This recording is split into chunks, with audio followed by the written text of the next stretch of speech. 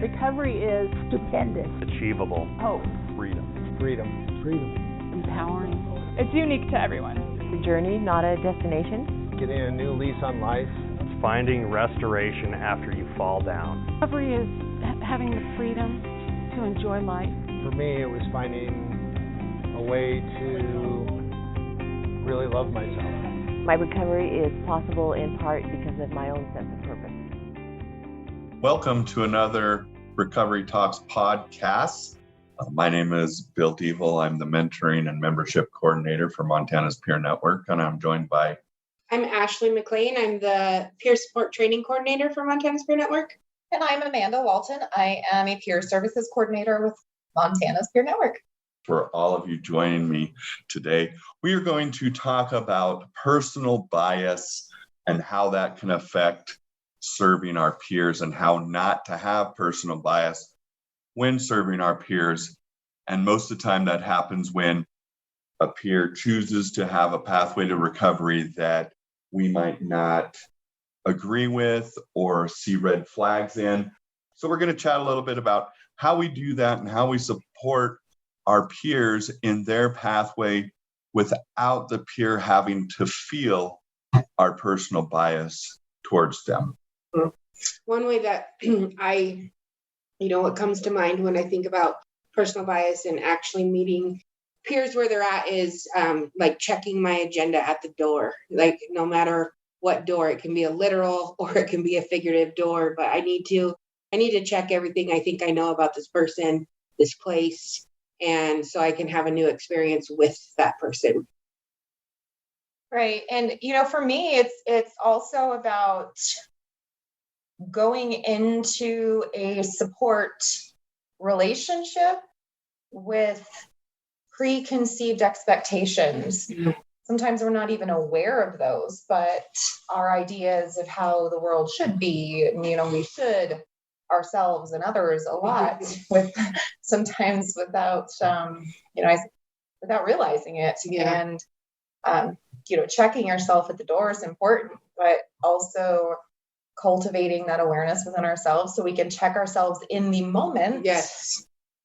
And realize maybe we need to take a step back.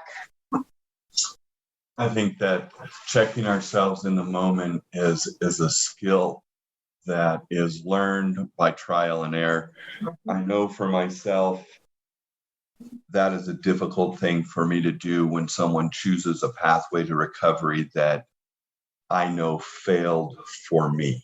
Yeah, and I think I can understand where you're coming from on that, because my personal recovery experience is complete abstinence from any mood altering or mind altering substance, right? That's my main recovery path, and that's what I choose, and that's not going to be something that everybody chooses. And I have to tell myself that does not mean they're doing recovery wrong. There's no wrong way or right way to do it. It's a personal journey, right? And if I have a bias that my way is the only way, then my work in the behavioral health field as a peer support specialist is going to be rather challenging. Right. And the very concept of recovery is one of positive improvement. So when we see positive improvement based on our definition of positive improvement, because that is even subjective, right? Mm-hmm. That means that we are on that recovery journey. We are in the process of healing from one thing or another at various times, often simultaneously throughout our lives. Mm-hmm. And, just realizing that just because somebody may not be completely abstinent, this has definitely been an obstacle for me too.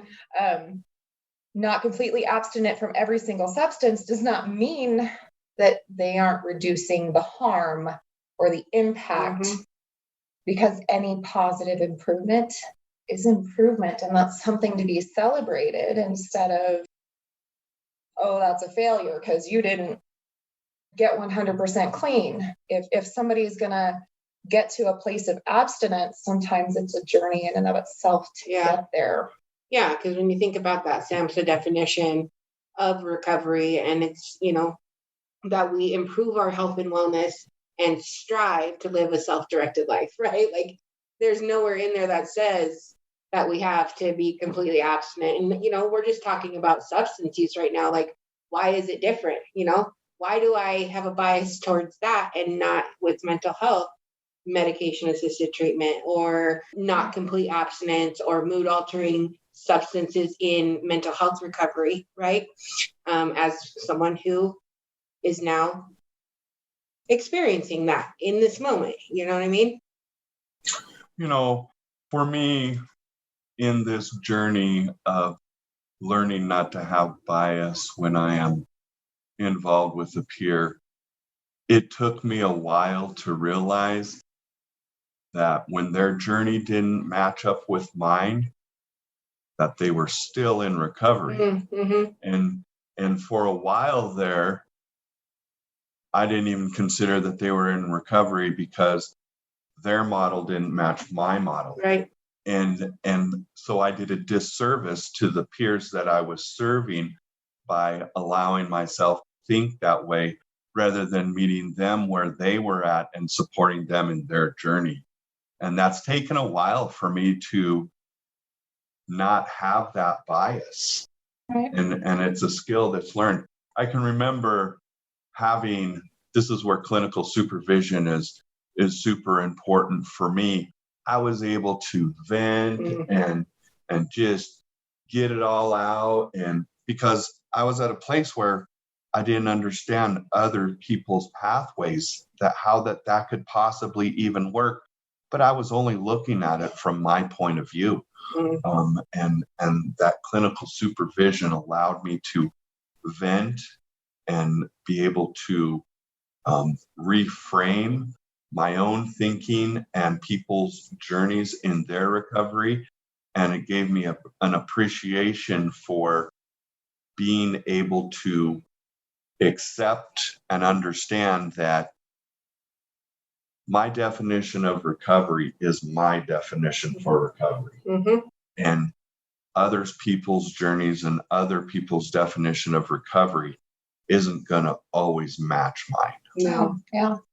And that's what you're talking about, that venting space and place, that debriefing, that gives us the opportunity to overcome the culturally conditioned bias that we then internalize. It becomes internalized stigma, that we become judgmental towards ourselves and towards others because we judge others for the same behaviors that we used to have that we now resist. And that's where some of that bias comes in. And what bias really is, and I got this from a great guy named Stephen Samra in a call today, right? What bias really is internalized stigma. Yeah. That barrier, that bias, that is that internalized stigma that we have learned. It's that false belief that we hold about ourselves, others, and the world around us, and our experience with the world and other people. And so,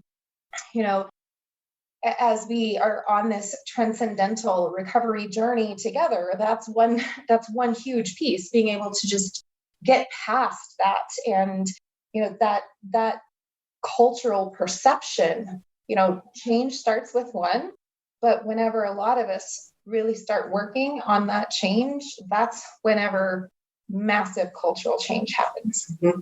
Yeah. And, where does that start? You know what I mean? And I think that it starts at the very, very beginning when I'm sitting down with somebody, and I'm just talking about in life in general, not in the peer support work, but just life in general. Like, I don't need any leading information, right? Especially with my peers. I don't need any leading information. Like, if I'm going to truly go into it unbiased, then I have to listen to what they say and what they're willing to disclose to me, and not care about a diagnosis or what they did in the past, or, you know what I mean? Just where you're at today. And this is what we're doing. You know what I mean? This is what we're doing. And that's how you build rapport. And you know what? I've experienced like some of my biases change because I've had to experience it in the moment of something that I thought was a hard no for me, and I was super biased for, and my mind shifted, right? Because I got to know the person first, and I realized that change is actually possible for anyone if they want it. I think also when you have the ability to not have an agenda or have a bias towards a certain topic when you meet with a peer, it truly allows you to be present. Right. Absolutely. It's a different level of being present without having an agenda, without having a set way of how you're going to approach a peer. And when you allow that relationship to develop, the path will become clear and you're able to truly be present, which is something that I'm still learning how to perfect and do. It's a constant struggle and battle of my own personal biases because of what has worked for me and how I think things should work. And when you say check your agenda at the door, I have to check my whole self at the door. Yeah, absolutely. And that takes practice. Absolutely. Practice. Well, I was going to say you're in good company with the practice thing. It's an ongoing life journey. It doesn't end just because we suddenly become a certified peer specialist. Yeah. You know, that's actually where a lot of the real work, the hard work begins, because guess what? Now we're modeling. Yeah.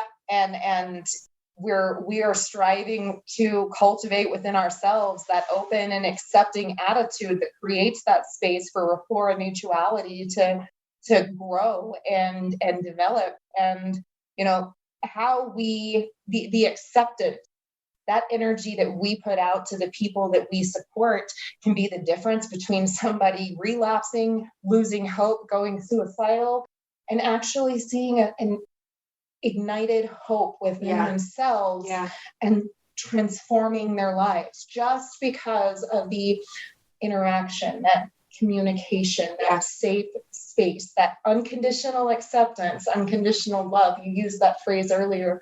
You know, that's what we're doing. We're unconditionally loving and unconditionally accepting other people for who they are and where they are at in that moment, and being that supportive vessel, that sounding board, that mentor, that coach to move forward. This month we're talking about the 10 guiding principles of recovery. And where do you guys think that personal bias and kind of what we discussed today lands in those principles? So for me, for sure, it deals with hope, because when we don't have bias, we allow our peer to explore options that might not have been on the table if we come in with our own bias. Yeah. And then the peer gets to develop and understand what hope means for them and what that looks like, which once again can totally look different to the peer than it does to me. And so that's where I would think not having bias or allowing personal bias when meeting with the peer would land. I kind of feel like it fits into every single one of them. I think hope is definitely a primary factor, but that's the foundation for all of the other dimensions, right? Person-driven, many pathways, holistic, peer support, relational, cultural, trauma-informed, strengths, responsibilities, and respect.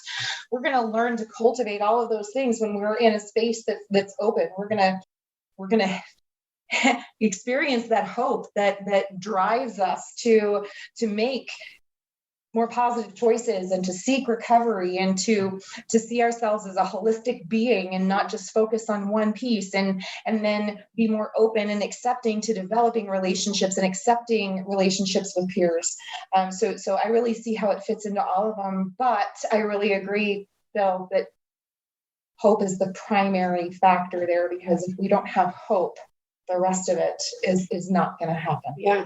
And I think when there's that bias, like for me, one that sticks out is the, recovery comes by addressing trauma. And when we go in unbiased, like we're helping and supporting people on addressing that trauma and reducing stigma and, all that good recovery stuff. So thanks for joining us for another Recovery Talks podcast. If you would like to be a part of a podcast, you can get a hold of any of us. So thanks for joining us and have a great day. Recovery works and recovery is possible. Recovery works and recovery is possible. Recovery works. Recovery is possible. Recovery is possible. Recovery works and recovery is possible. Recovery works and recovery is possible. Recovery works and recovery is possible. Recovery is possible.